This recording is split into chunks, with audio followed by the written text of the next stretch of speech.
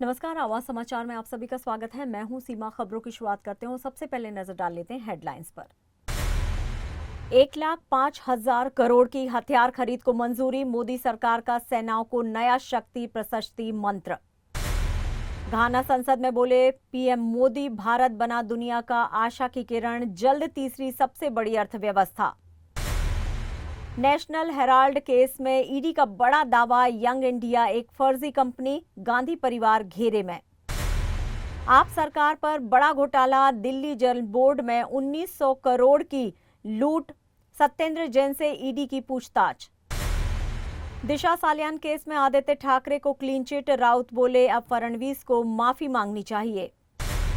और फिर गर्मा गई दिशा केस की सियासत, वकील ने कहा मर्डर केस दर्ज करना अब जरूरी हो गया है। और अब खबरें विस्तार से।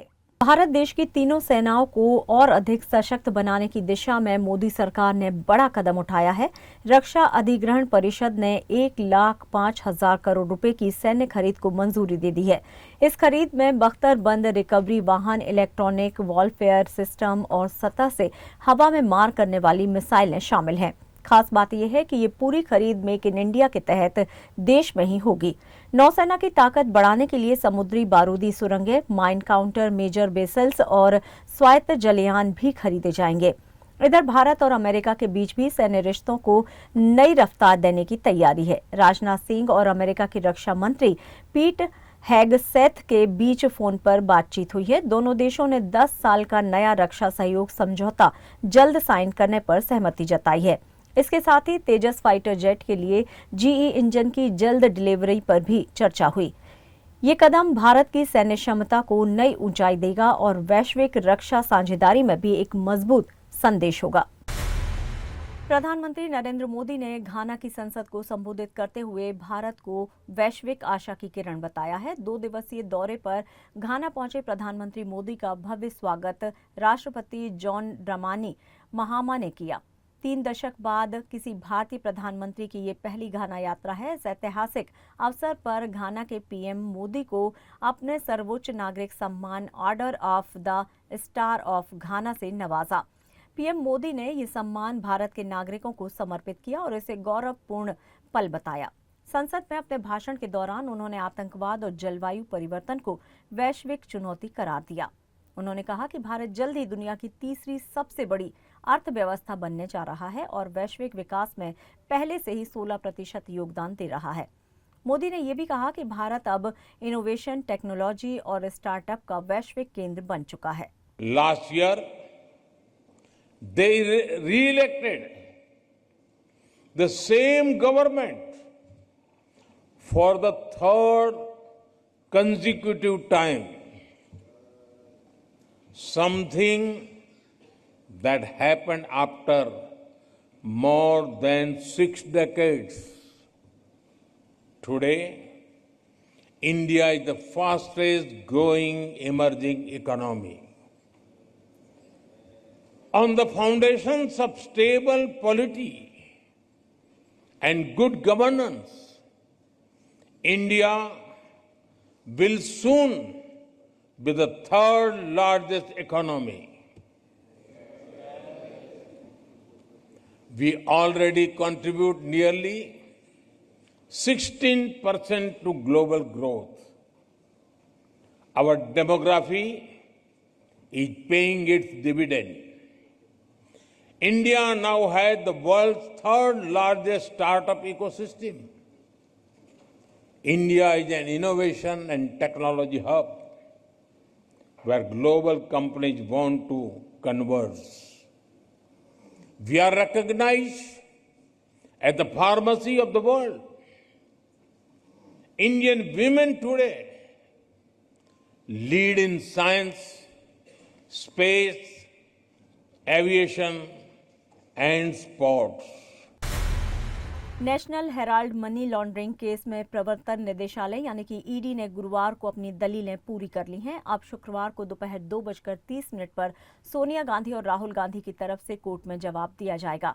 ईडी ने कोर्ट में कहा है कि यंग इंडिया कंपनी सिर्फ एक कागजी संस्था है जिसे कांग्रेस नेताओं ने एजेएल और उसकी संपत्तियों को कब्जे में लेने के मकसद से बनाया था। ईडी ने इसे स्पेशल पर्पस व्हीकल बताया, जिसका इस्तेमाल मनी लॉन्ड्रिंग के लिए किया गया। जांच एजेंसी का कहना है कि करीब 2000 करोड़ की संपत्तियां हड़पने की कोशिश हुई है और इसमें सोनिया गांधी, राहुल गांधी की सीधी भूमिका रही। ईडी के मुताबिक जांच में दोनों नेताओं ने सीधे जवाब देने से बचते हुए जिम्मेदारी मोतीलाल वोरा पर डाल दी। अब नजर इस बात पर टिकी है कि गांधी परिवार कल कोर्ट में अपने बचाव में क्या तर्क पेश करता है। दिल्ली जल बोर्ड में करीब 1900 करोड़ रुपए के घोटाले की जांच अब और तेज हो गई है। पूर्व मंत्री और आम आदमी पार्टी नेता सत्येंद्र जैन को आज प्रवर्तन निदेशालय ने पूछताछ के लिए तलब किया है। जैन आज गुरुवार की सुबह करीब 11 बजे ईडी ऑफिस पहुंचे, जहां सीवेज ट्रीटमेंट प्लांट घोटाले में उनसे सवाल जवाब हो रहे हैं। इस घोटाले में यूरोटेक एनवायरनमेंटल प्राइवेट लिमिटेड समेत कई कंपनियों पर आरोप है कि उन्होंने साजिशन टेंडर हासिल किए और फर्जी दस्तावेजों के दम पर करोड़ों की ठगी की। ईडी की जांच में खुलासा हुआ है कि सभी कंपनियों ने एक ही ताइवान प्रोजेक्ट का अनुभव पत्र दिया, जिसे बिना वेरीफाई किए मंजूर कर लिया गया। बाद में सारा काम एक ही कंपनी को सब कॉन्ट्रैक्ट के रूप में दे दिया गया। ईडी ने पिछले साल जुलाई में दिल्ली, मुंबई, हैदराबाद और अहमदाबाद में ताबड़तोड़ छापेमारी की। इस दौरान 41 लाख रुपए नकद, कई महत्वपूर्ण दस्तावेज और डिजिटल सबूत बरामद हुए थे। इस घोटाले की जांच सीधे आप के शीर्ष नेतृत्व तक पहुंच गई और विपक्ष इस पूरे मामले को लेकर मुख्यमंत्री अरविंद केजरीवाल को भी कटघरे में खड़ा कर रही। दिशा सालियान मौत मामले में मुंबई पुलिस की क्लीन चिट के बाद सियासत फिर से गर्मा गई है। बॉम्बे हाई कोर्ट में पुलिस ने कहा है कि केस में कोई गड़बड़ी नहीं मिली है। इस पर शिवसेना उद्धव दल के सांसद संजय राउत ने बीजेपी नेताओं से माफी की मांग कर डाली। राउत ने कहा कि अब मुख्यमंत्री देवेंद्र फडणवीस, नीतीश राणे, एकनाथ शिंदे और अन्य नेताओं को आदित्य ठाकरे से सार्वजनिक रूप से माफी मांगनी चाहिए। राउत के मुताबिक जिन्होंने झूठ फैलाया, अब उन्हें शर्म आनी चाहिए। इस बीच आदित्य ठाकरे भी हाई कोर्ट में पेश हुए। पूरा मामला अब एक बार फिर से राजनीतिक बहस के केंद्र में आ गया है।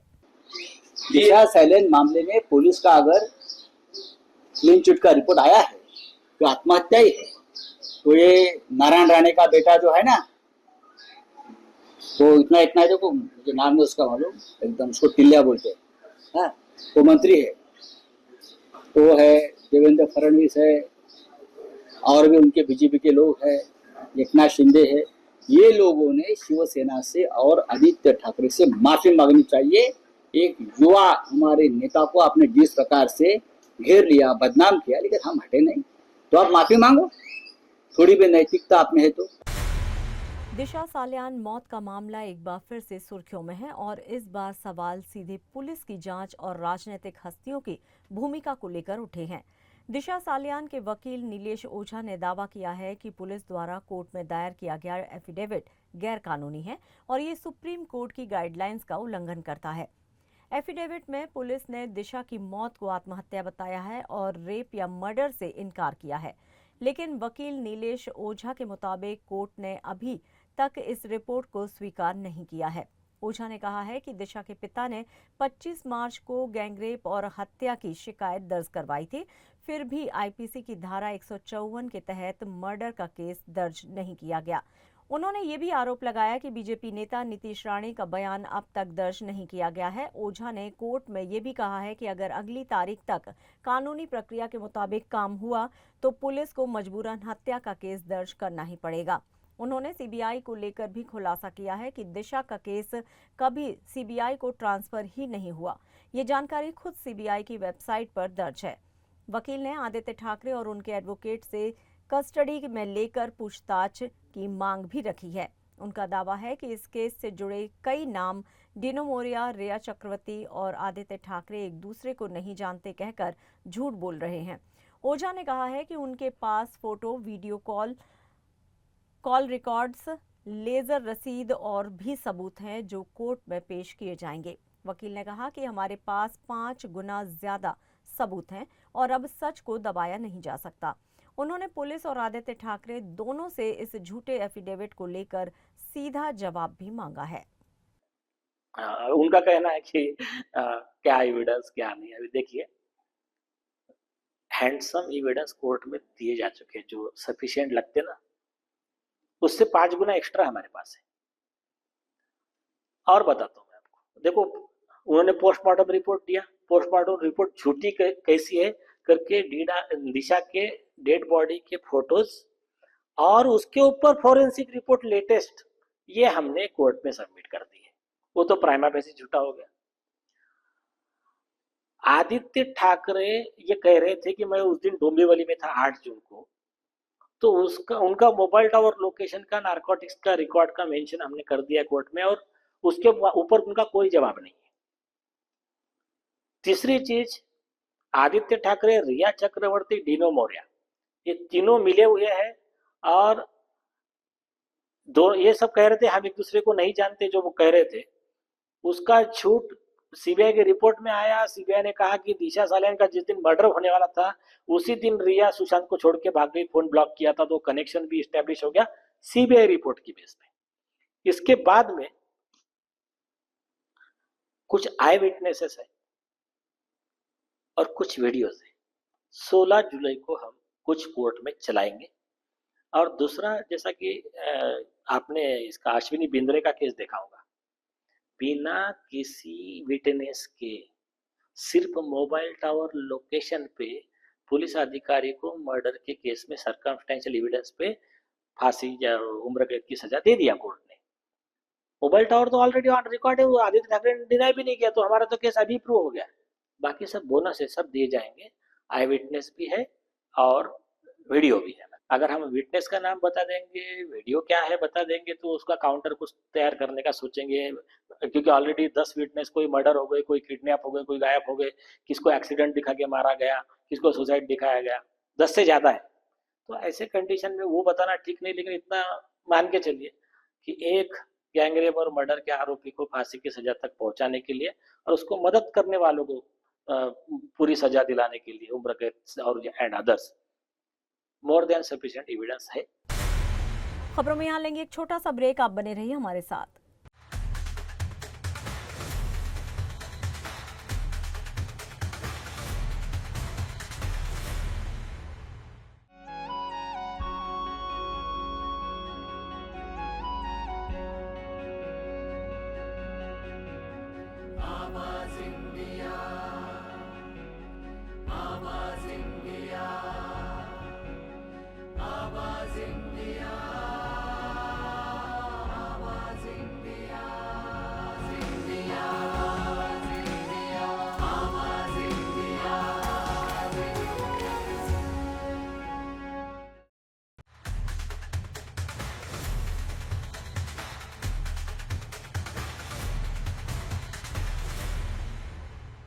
ब्रेक के बाद एक बार फिर से आप सभी का स्वागत है। बढ़ते हैं अपनी अगली खबर की ओर।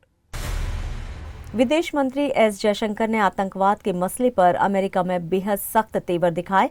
उन्होंने उन देशों की आलोचना की जो जब तक खुद आतंकवाद का शिकार नहीं होते तब तक चुप्पी साधे रहते हैं। जयशंकर ने साफ कहा, भारत को अपनी सुरक्षा का अधिकार है और जो देश आतंक पर चुप रहते हैं उन्हें जवाबदेही समझनी होगी।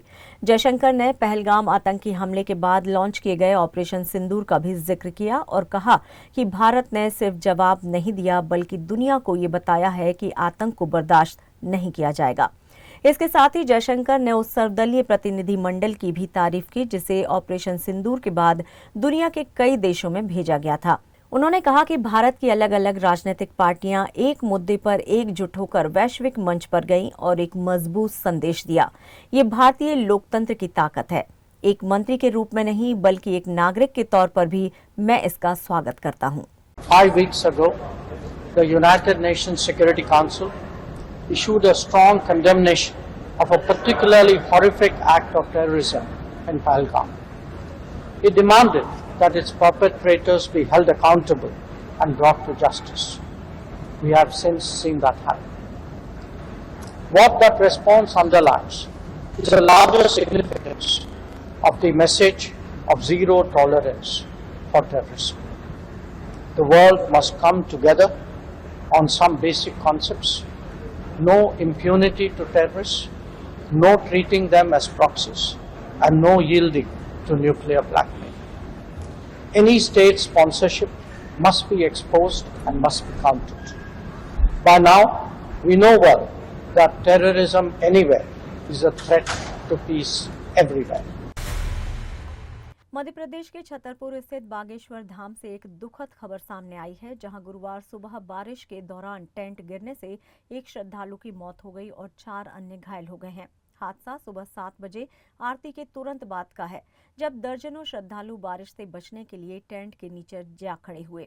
मृतक की पहचान अयोध्या निवासी श्यामलाल कौशल के रूप में हुई है, जिनके सिर पर लोहे का एंगल गिरने से मौके पर ही मौत हो गई। श्यामलाल के दामाद राजेश कौशल सहित उनके परिवार के 3 और सदस्य घायल हुए हैं। प्रत्यक्षदर्शियों के मुताबिक बारिश से बचने के लिए लोग जैसे ही टेंट के नीचे पहुंचे, पानी भरने से पूरा टेंट ढह गया और करीब 20 लोग इसके नीचे दब गए। भगदड़ मच गई और अफरा तफरी में कई लोग घायल हो गए। घायलों को तुरंत छतरपुर जिला अस्पताल में भर्ती कराया गया है। हादसा बाबा बागेश्वर पंडित धीरेन्द्र शास्त्री के जन्मदिन से ठीक पहले हुआ, जिससे श्रद्धालुओं में मायूसी का माहौल है। प्रशासन ने जांच के आदेश भी दे दिए हैं। पुणे से एक दिल दहला देने वाली घटना सामने आ रही है। डिलीवरी बॉय बनकर एक आरोपी ने हाउसिंग सोसाइटी में घुसकर 25 साल की युवती के साथ दुष्कर्म किया। आरोपी ने न सिर्फ दरवाजा बंद कर दरिंदगी की, बल्कि वारदात के बाद पीड़िता के मोबाइल से उसकी सेल्फी ली और धमकी भरा मैसेज भी छोड़ा। बुधवार शाम करीब 7:30 बजे पुणे के कोढ़वा इलाके की एक पॉश हाउसिंग सोसाइटी में आरोपी खुद को डिलीवरी बॉय बताकर दाखिल हुआ। हाथ में बैंक का लिफाफा था और सीधे पहुंच गया 25 वर्षीय युवती के घर। उसने बहाना बनाया कि पेन भूल गया है और दस्तखत करना जरूरी है। जैसे ही युवती पेन लेने घर के अंदर गई, आरोपी ने दरवाजा बंद कर दिया और उसके साथ दुष्कर्म किया। वारदात के बाद आरोपी ने पीड़िता के मोबाइल से उसकी सेल्फी ली और फोन पर मैसेज टाइप किया, मैं वापस आऊंगा।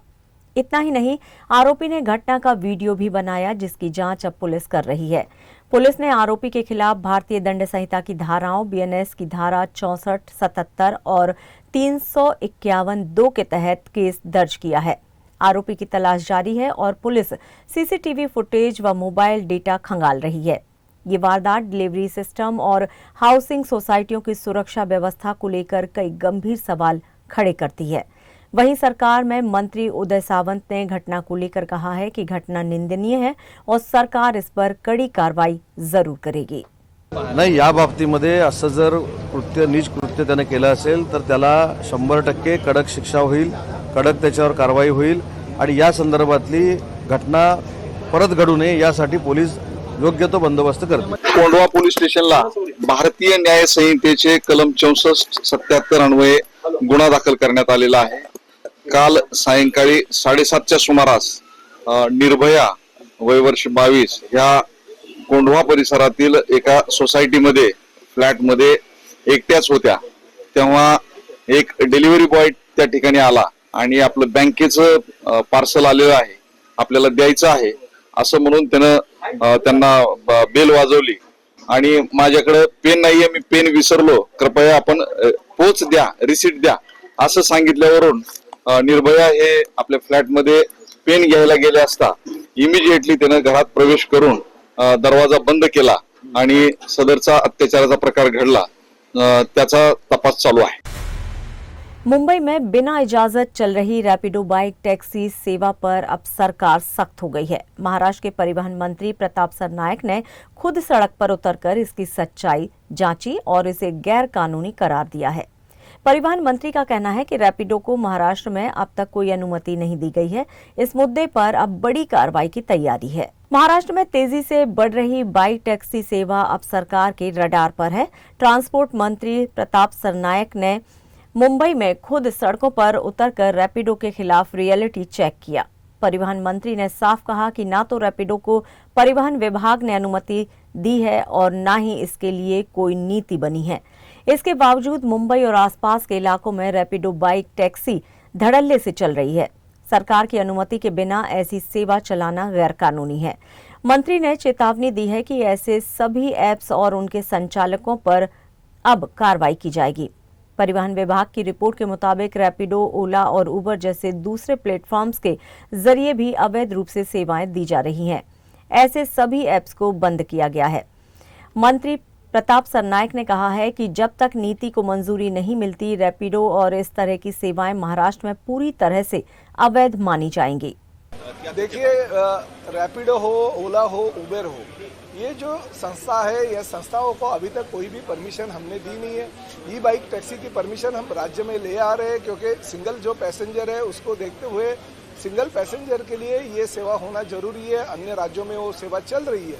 तो हमारे पास जब ये मांग आई थी तो वो देखते हुए हमने यही कहा था कि ये ई बाइक टैक्सी को परमिशन देना चाहिए, और वैसे हमने उसको सैंक्शन दे दिया कि हमारे मंत्रिमंडल ने सैंक्शन दिया। मगर जो नियमावली है वो नियमावली हम बना रहे हैं, उसके लिए थोड़ा 2-4 हफ्ता का वक्त लगेगा। मगर उनको जल्दबाजी उनकी इतनी थी कि उन्होंने पिछले कई दिनों से ये बाइक टैक्सी जो है रास्ते पे लेके आए थे। तो कल जब एक किसी विधायक ने लक्ष्यवेदी के माध्यम से जब चर्चा का आह्वान किया, तभी उस वक्त में लक्ष्यवेदी देखते हुए ऐसा पता चला कि उस विधायक का ऐसा कहना था कि रैपिडो और ओला और उबेर की बाइक टैक्सी रास्ते पे चल रही है। तो हमने जायजा लिया कि सचमुच चल रही है क्या। तो मेरे जो साथी है उन्होंने रैपिडो के बाइक टैक्सी को जब फ़ोन किया, तभी वो 10 मिनट में मंत्रालय के सामने पहुंच गया। हमारे सुरुचि जो गेस्ट हाउस है उसके पास 195 रुपीज़ का उसका जो भाड़ा था वो उसके लिए आया था। हमने सब डिटेल जानकारी ली और तुरंत मैंने परिवहन के हमारे जो अधिकारी है उनको कहा कि तीनों कंपनियों के ऊपर कार्रवाई की जाए, उनके ऊपर गुना दाखिल किया। महाराष्ट्र के नंदुरबार जिले में नवापुर तालुका से एक बेहद विचलित कर देने वाला वीडियो सामने आया है। सेगवे गांव के आदिवासी समुदाय को अपने परिजन के अंतिम संस्कार के लिए बाढ़ग्रस्त नेसू नदी पार करनी पड़ी। गांव में शमशान तक जाने के लिए न पुल है और न ही कोई सुरक्षित रास्ता। ऐसे में बारिश के कारण उफनती नदी में शव लेकर ग्रामीण उतर गए और अपनी जान जोखिम में डालकर नदी पार की। इस खतरनाक यात्रा का वीडियो सामने आने के बाद लोगों में रोष है। सोशल मीडिया पर सवाल उठ रहे हैं कि क्या 21वीं सदी में भी किसी को अपने परिजन का अंतिम संस्कार करने के लिए जान जोखिम में डालनी पड़ रही है। ग्रामीणों का आरोप है कि प्रशासन को कई बार पुल बनाने की मांग की गई, लेकिन आज तक कोई कदम नहीं उठाया गया। हर मानसून में ये खतरा और बढ़ जाता है। स्थानीय लोगों की एक ही मांग है, जल्द से जल्द इस मार्ग पर पुल का निर्माण हो ताकि अंतिम यात्रा भी सम्मान और सुरक्षा के साथ पूरी हो सके। अमाने महाविद्यम जावनो तकलीफ है। अमा 50-70 वेरा लहाय अमान तकलीफ है। ताऊ बे काही भुंगरा नहीं टकला, कभी नहीं टकला, होते पाया में निगीता। आज भी लेने गया तो माने ही होते तेलिन झाला पोई रहे।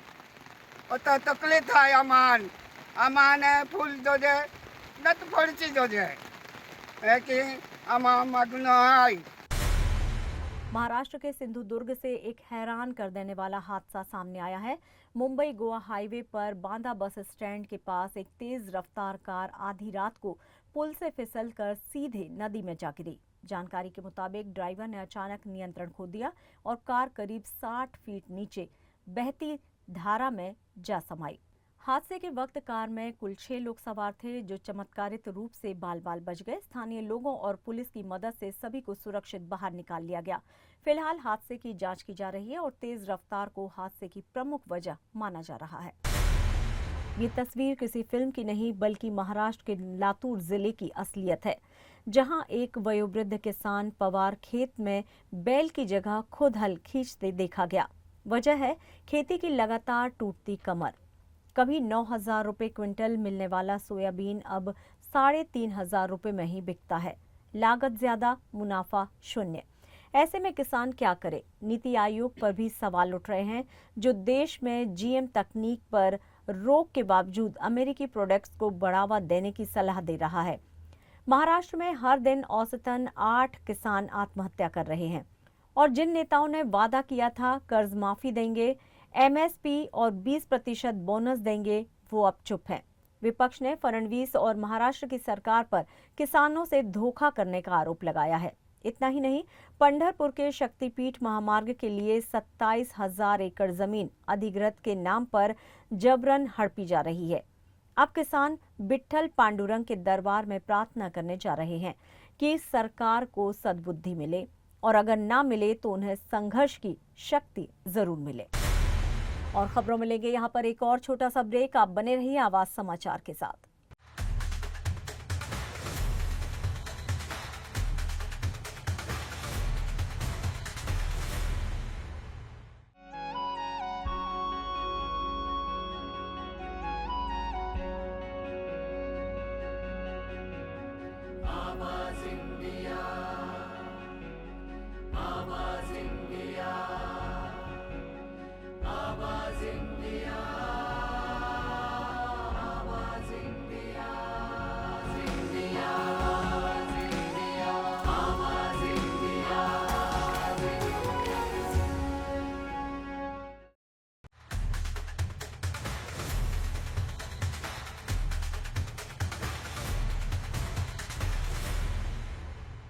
ब्रेक के बाद एक बार फिर से आप सभी का स्वागत है। बढ़ते अपनी अगली खबर की ओर। धनुष और कृति सेनन की मोस्ट अवेटेड फिल्म तेरे इश्क में की शूटिंग पूरी हो चुकी है। इस खास मौके पर दोनों सितारों ने सेट पर केक काटकर टीम के साथ जश्न मनाया। निर्देशक आनंद एल राय ने शूटिंग के आखिरी दिन की तस्वीरें इंस्टाग्राम पर शेयर कर फिल्म की झलक दी। कृति सेनन ने इस फिल्म को अपने करियर का सबसे खास अनुभव बताया और धनुष को सबसे बुद्धिमान सह कलाकारों में से एक कहा। कृति ने आनंद एल राय को उनके प्यार और निर्देशन के लिए धन्यवाद देते हुए पर्दे के पीछे की यादें साझा की। निर्माताओं ने जनवरी में कृति का एक इंटेंस लुक रिलीज किया था, जिससे फैंस की उत्सुकता और बढ़ा दी। आनंद एल राय ने साफ किया है कि ये फिल्म उनकी 2013 की फिल्म रांझना से बिल्कुल अलग है। इस रोमांटिक म्यूजिकल ड्रामा में ए.आर. रहमान का संगीत और इरशाद कामिल के बोल दर्शकों को खास अनुभव देंगे। तेरे इश्क में गुलशन कुमार की टी सीरीज और कलर येलो के बैनर तले बनी है। इस फिल्म को आनंद एल राय और हिमांशु शर्मा ने प्रोड्यूस किया है, जबकि स्क्रिप्ट भी हिमांशु ने ही लिखी है। फिल्म 28 नवंबर 2025 को हिंदी और तमिल भाषा में सिनेमा घरों में रिलीज होगी। फैंस को अब इस नए रोमांटिक जादू का बेसब्री से इंतजार है। बॉलीवुड की सुपरस्टार दीपिका पादुकोण ने एक और ऐतिहासिक मुकाम हासिल कर लिया है। वे हॉलीवुड वॉक ऑफ फेम 2026 की लिस्ट में शामिल होने वाली पहली भारतीय अभिनेत्री बन गई हैं।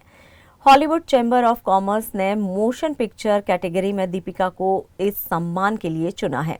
भले ही वो इन दिनों मां बनने के चलते एक्टिंग से ब्रेक पर हैं, लेकिन ग्लोबल लेवल पर उनकी मौजूदगी और पहचान लगातार बढ़ती जा रही है। दीपिका वो एक्ट्रेस हैं जिनकी 3 लगातार फिल्में 1000 करोड़ के क्लब में शामिल रहीं और उन्होंने कई अंतर्राष्ट्रीय मंचों पर भारत को गौरव दिलाया है। संजय कपूर और महिब कपूर की बेटी शनाया कपूर अब फिल्मी दुनिया में कदम रखने जा रही हैं। उनकी पहली फिल्म आंखों की गुस्ताखियां 11 जुलाई को रिलीज होने वाली है।